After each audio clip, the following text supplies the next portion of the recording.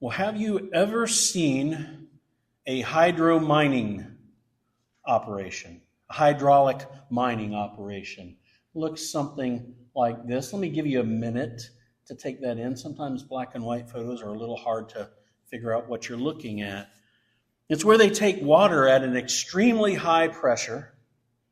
Think about an industrial-grade fire hose, okay, military-grade fire hose, not designed to douse fires, but designed for destruction. And then they blast that water against the landscape, and it eats away at the land and rock, and it creates a soupy muck called slurry. Once they have the slurry, then they will use various methods to sift and filter that slurry out until they find the precious metals that they're mining for. If any of you have seen the Clint Eastwood movie Pale Rider, you've seen a few scenes with hydro mining in action. Well, a couple of weeks ago, we left off with Jesus teaching among a large crowd in the temple complex during the busy week of the Feast of Tabernacles. And he has applied a lot of pressure within this scene and among the mix or the slurry of various people gathered there. So let's pick back up in John chapter 7, verses 25 through 36. Some of the people of Jerusalem therefore said, "Is not this the man whom they seek to kill? And here he is, speaking openly, and they say nothing to him. Can it be that the authorities really know that this is the Christ? But we know where this man comes from, and when the Christ appears, no one will know where he comes from." So Jesus proclaimed as he taught in the temple, "You know me, you know where I come from, but I have not come of my own accord. He who sent me is true, and him you do not know. I know him, for I come from him, and he sent me." So they were seeking to arrest him, but no one laid a hand on him because his hour had not yet come. Yet many of the people believed in him. They said, "When the Christ appears, will he do more signs than this man has done?" When the Pharisees heard the crowd muttering these things about him, and the chief priests and Pharisees sent officers to arrest him, Jesus then said, "I will be with you a little longer, and then I'm going to him who sent me.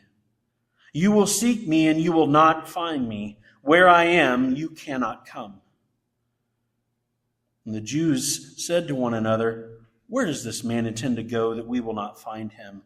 Does he intend to go to the dispersion among the Greeks and teach the Greeks? What does he mean by saying, 'You will seek me and you will not find me,' and 'Where I am, you cannot come'?" This is the word of the Lord. Let's treasure it today.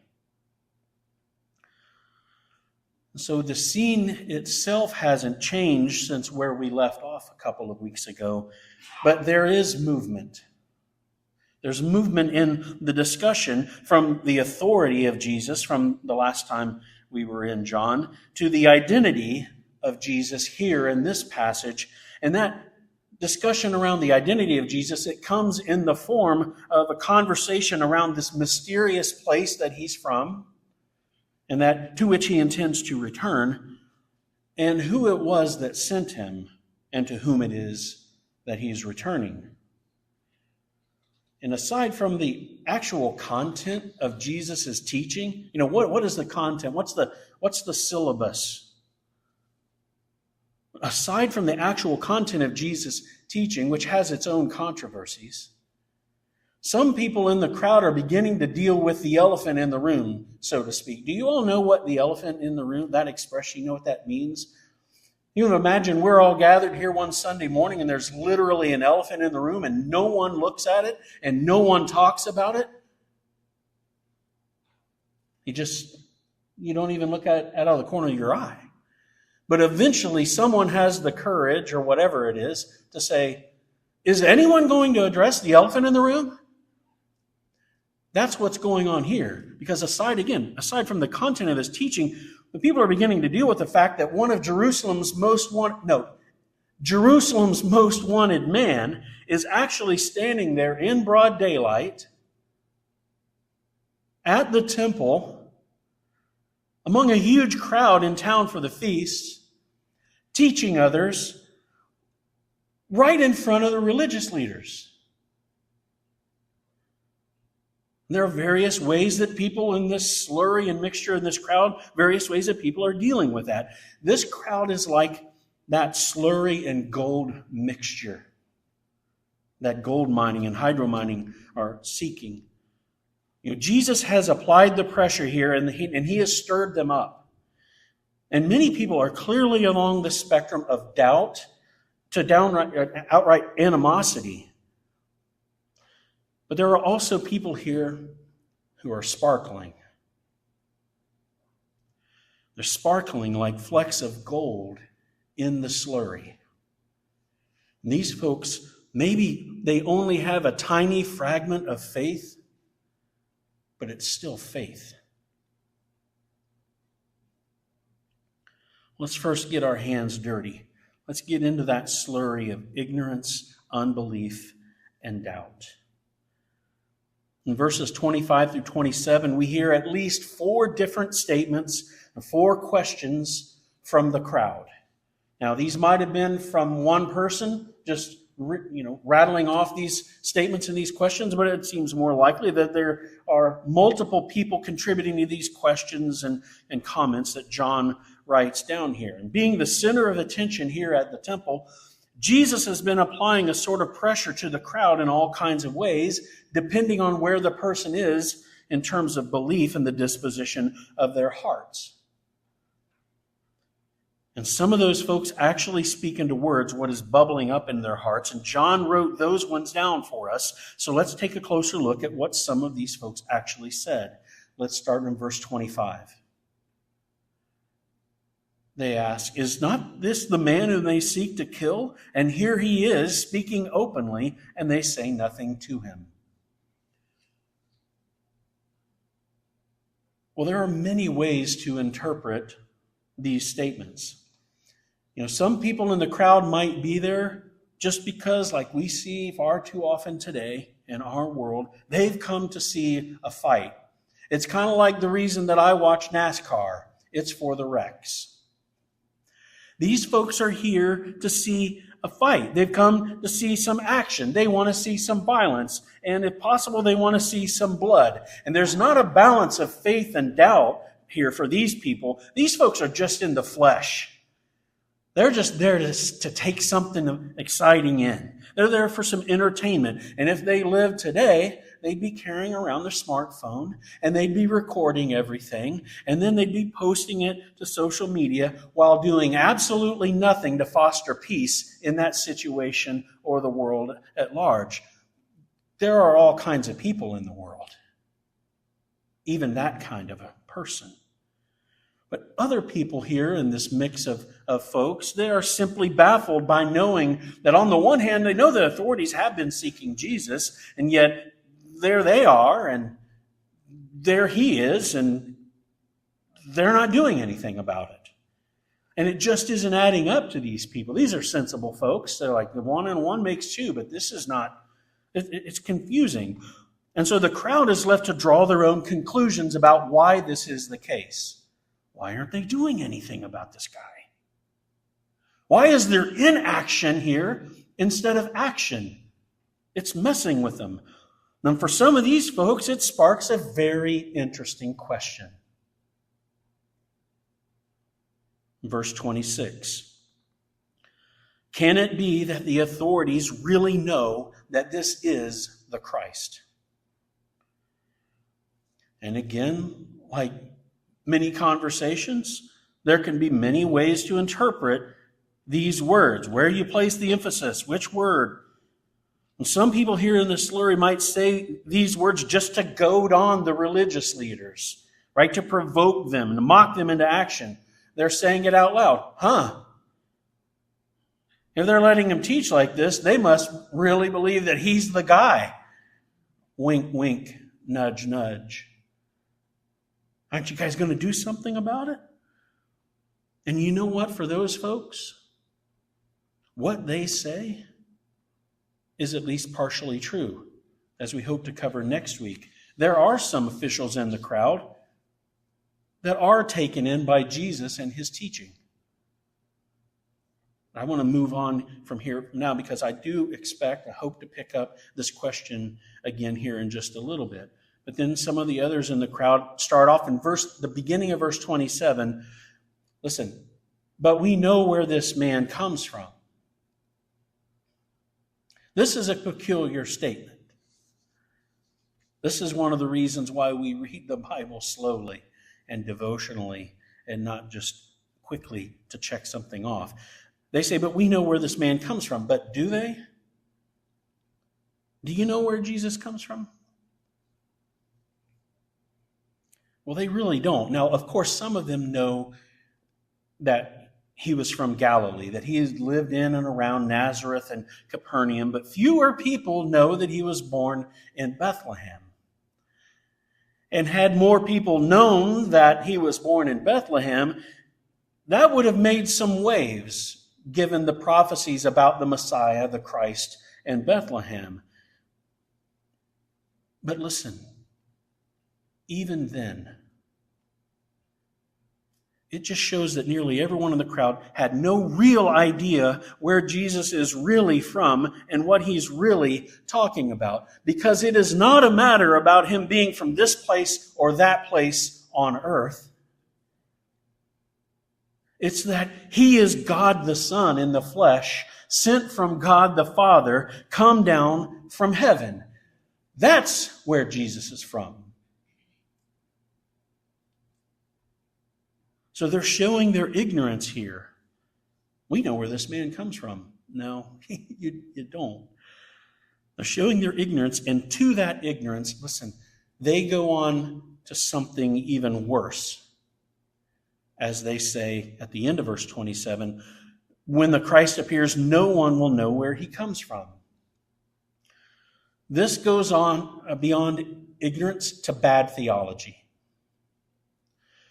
Wrong thinking about God and critical errors like this in theology lead to disastrous and tragic ends. Now, it seemed that there was some kind of teaching going on at the time from some of the rabbis that the Messiah would suddenly appear on the scene, that no one would really know about him or where he was from until the moment he revealed himself. And so the people that are like, well, he's from Nazareth. We know where he's from. Well, he can't be that. Well, the problem is this was not found in any of the Old Testament prophecies about Jesus. It was a bad interpretation of some prophecies that were in there in the Old Testament. But it is not true that the Bible told us, the Old Testament told us that no one would know where he is from. Listen, yet this became a popular and powerful thought. This wrong fact about God, this wrong fact about Jesus, this wrong fact about the prophecy. And brothers and sisters, in our ignorance, in our lack of study, in our discernment weakened by disuse, thinking wrong things about God, and not thinking or failing to think the right things about God, and then living out of that ignorance, and then living out of that bad theology, and then in propagating that ignorance and that bad theology out to people around us, people whose souls live forever. Do you feel the weight of that?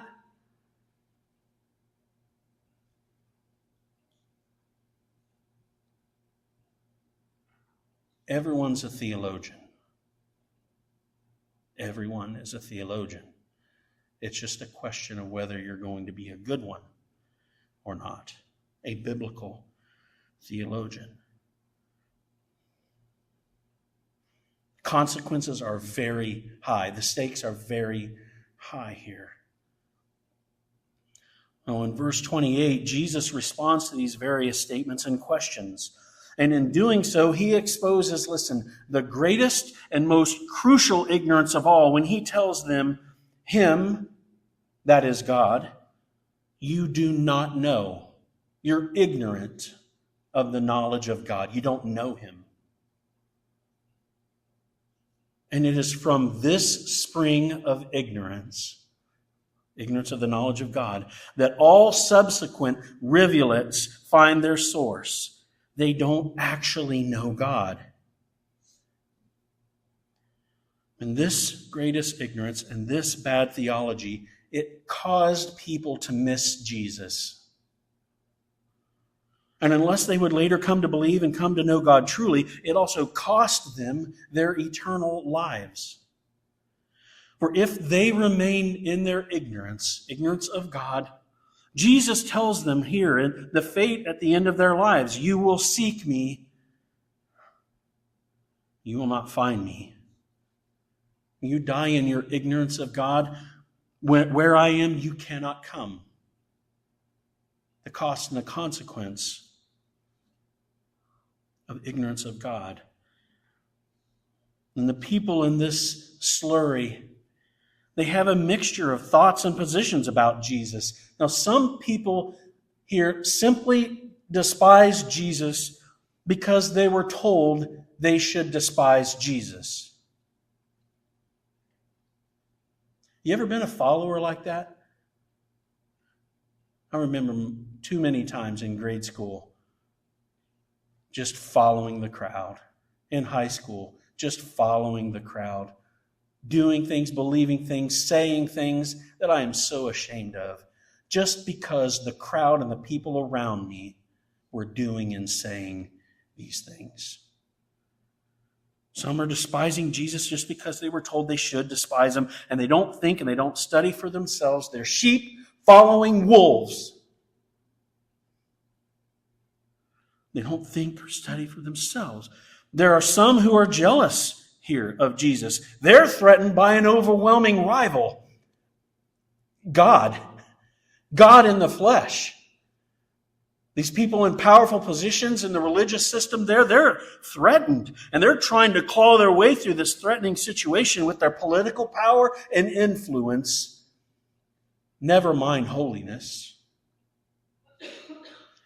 Well, some people in the crowd, they're just self-preserving, they're spineless, and they're weak, and they're worshiping the status quo. Like, look, they don't want to rock the Roman boat. Like, guys, keep it down. Keep it down. Jesus, could you just go away before the Romans come and make a mess of all of this? Go. Well, some people have mild doubt. He's probably not the Messiah. I mean, what are the chances of the Messiah showing up in my lifetime? There's no way. I mean, and there are others that have a stronger unbelief. There's no way that guy is the Messiah. Just look at him. Not remembering Isaiah 53 that tells us he's going to be nothing special to look at. And that's putting it nicely.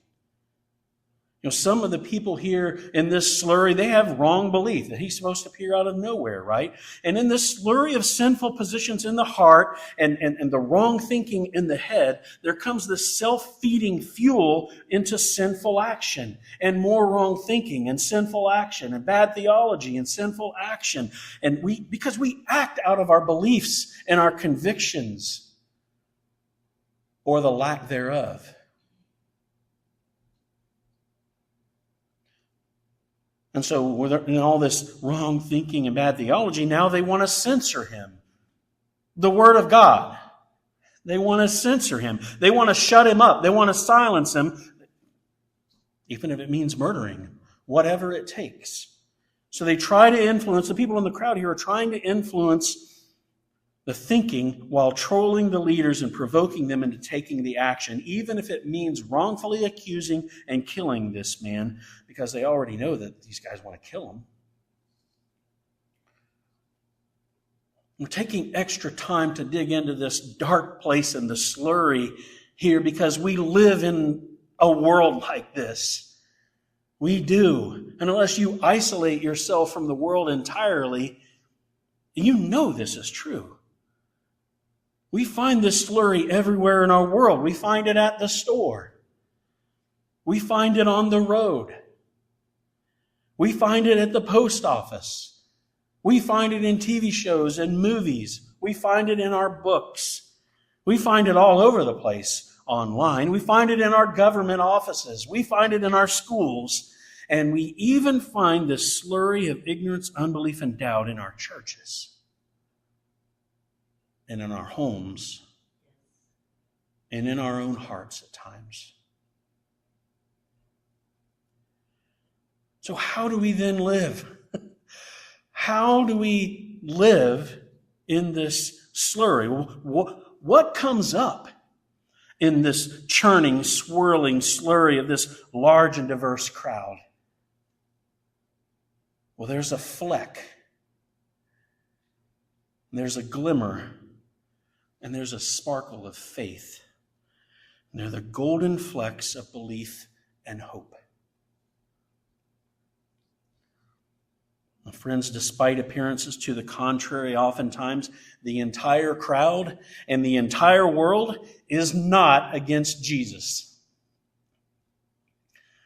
Remember Elijah? Thought he was alone. God had to not so humbly remind him, you're not alone. I've saved many faithful for my purposes. And knowing his purpose and faithfully living out his purpose, Jesus stands here in the middle of the crowd, teaching at the temple where he, and he alone, really belongs. And he endures all of the doubt. And he endures all of the scoffing. And he endures the arrogantly mocking people who are unaware of their own deep ignorance and the sinful hearts of hatred that they have in their chests. And he does all of this and more for the benefit of the few there who will believe, even after he's crucified, even after he's buried, even after they are persecuted all the way to the point of losing their own life for that belief. Standing here, you can try to picture this in your mind. We can imagine Jesus making eye contact with one here, one there. He knows that one believes. It is entirely reasonable to believe that there are some people in this crowd who seek God truly, who love God genuinely, who despise their life conditions so strongly, even if they're rich, and who yearn so longingly for the Messiah to come, that in this slurry surrounding them, they actually have a fleck of hope that Jesus is the Messiah, that Jesus is the Christ, that he is who he says he is, that he is who he appears to be. I want to go back, like I mentioned few moments ago, and revisit that question in verse 26 with those people in mind, those with the fleck of faith. Can it be that the authorities really know this is the Christ?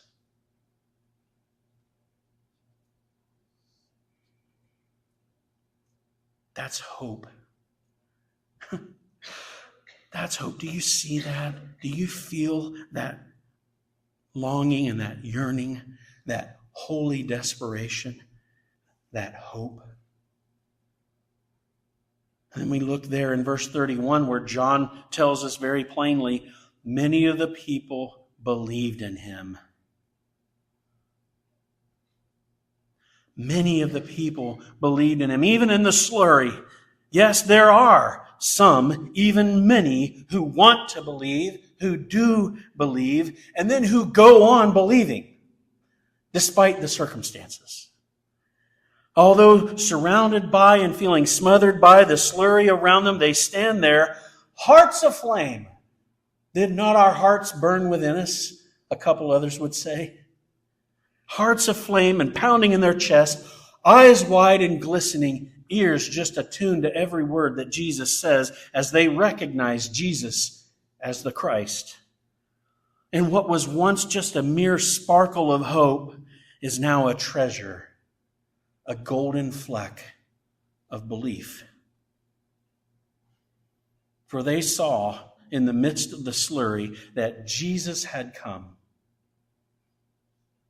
The beacon of light and the outpost of truth, surrounded by a dark slurry of ignorance and people of ill will toward him. But there are flecks of gold in that slurry. Friends, do you see yourself in the scene?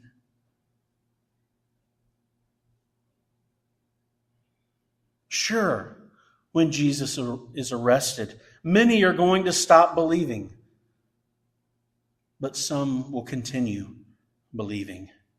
Sure, when Jesus is publicly thrashed, some may stop believing, but others are going to continue believing. When Jesus is publicly crucified and humiliated, hanging upon the cross, some may stop believing, but others will continue believing. And when he is resurrected, more will believe. But the reality is, in the slurry of this world, that others will scoff, and the stories of his resurrection will simply harden their unbelief.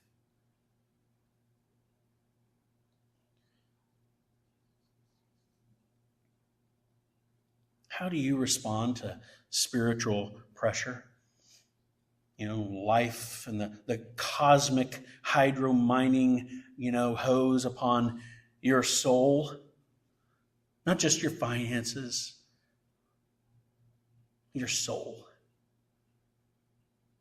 How do you respond to that spiritual pressure?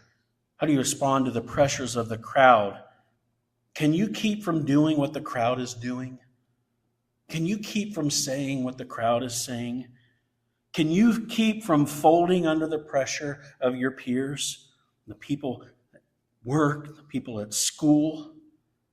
How the people behave at the concert, how the people behave at the game when you think you're alone? How do you respond to direct assaults on your faith? When people mock. Well, you really believe that? You believe the creation thing? You believe that the waters parted and Moses and all these hundreds of thousands of Israelites walked across the bottom of the sea on dry land? You believe Jesus walked on water? You believe he rose again? Yes. How do you respond to those direct assaults on your faith? How do you respond when you read headlines and skim articles that tell you in one form or another a variation of, we have no need of God. Look at what we've achieved. We don't need him anymore. Let us glory in what we have made and our capabilities. I read a headline the other day in a little bit of an article that told us, hey, they created a cell in the lab. Did they?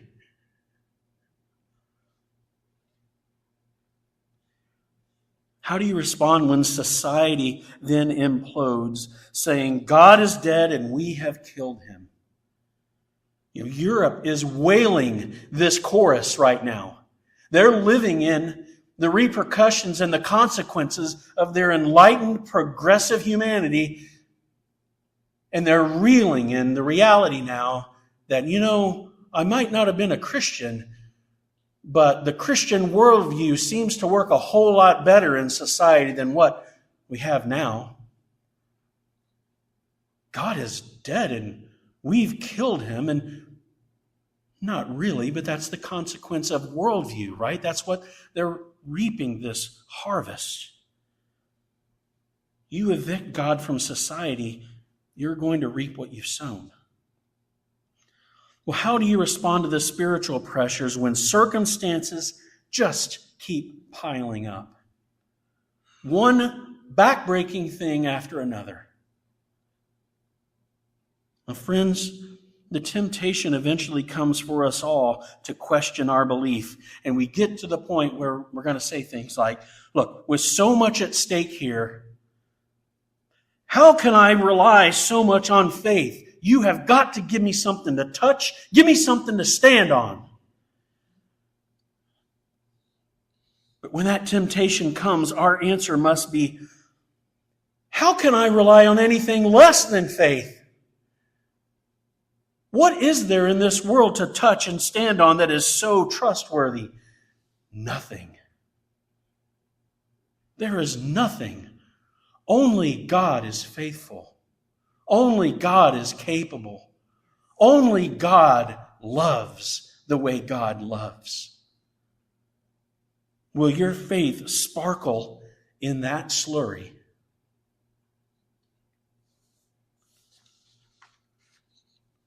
Well, friends, all of the signs that John describes for us in his gospel, yes, the sign of Jesus' life and his perfect obedience to the Father, the signs of his death, his resurrection, his ascension,